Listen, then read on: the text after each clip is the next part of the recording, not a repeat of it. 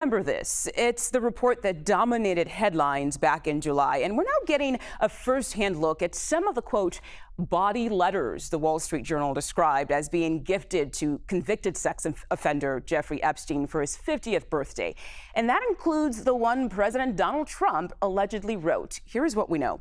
The House Oversight Committee released over 200 pages from the book they say was compiled by Epstein associate Ghislaine Maxwell. It comes after the committee subpoenaed Epstein's estate this month as part of an investigation into the U.S. government handling of the case. Now, here is a tweet from committee Democrats with the alleged note signed by President Donald Trump. But keep in mind, he has denied having anything to do with the drawing you're looking at right now.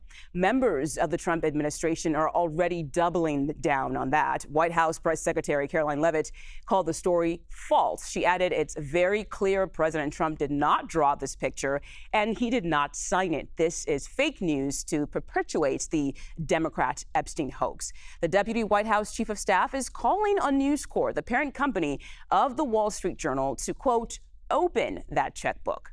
And Vice President J.D. Vance, he is weighing in as well. He says the Democrats don't care about Epstein, and the only thing they care about is concocting another fake scandal like Russiagate to smear President Trump with lies. No one is falling for this BS. That's a quote from the vice president. Let's bring in CBS News chief, senior White House correspondent Nancy Cordes. Nancy, thank you for joining us on 24/7 today. We know the committee released over 200 pages from that book. So what were some of the other notable pages from it? Well, one that's getting a lot of attention, Mugo, was a short letter that was submitted by former President Bill Clinton, a handwritten note that appears to say in part that it's reassuring that our friendship has lasted this long, also to have your childlike curiosity, the drive to make a difference.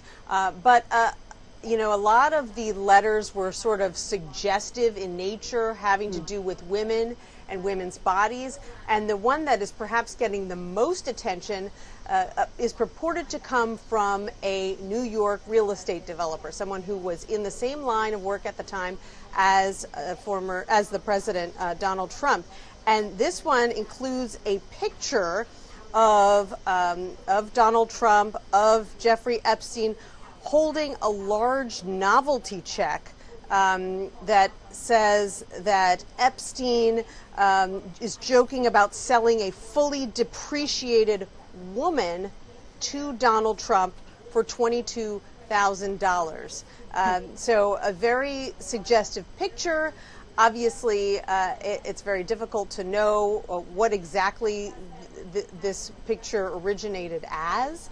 We're talking about something that is more than 20 years old at this point, but the fact that there is another joking reference to Donald Trump and women in this birthday book of convicted sex offender Jeffrey Epstein obviously creates more headaches for this White House. Yeah, it certainly does. And Nancy, when the Wall Street Journal first reported on this back in July, we know the president denied it completely. He even sued the Wall Street Journal. So where do things stand when it comes to that lawsuit?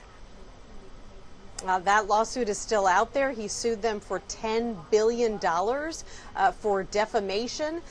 You pointed out that even today, even despite the fact that what was released by the House Oversight Committee very closely resembles what the Wall Street Journal described back in July, this note back and forth of an imaginary conversation between Trump and Jeffrey Epstein, the fact that the signature on the document that was released by the Oversight Committee looks very, very similar to other examples of the president's signature back at the time, back in 2003. So the White House hasn't really said what it is about this image that is fake, that is a hoax, given that, that it so closely resembles what the Wall Street Journal had already reported. But the lawsuit goes forward nevertheless. So I assume that there will be more efforts to take a look at this document and to run it through all the traps and make sure that it is legitimate. Okay. CBS News Chief White House correspondent Nancy Cordes, thank you so much for your reporting.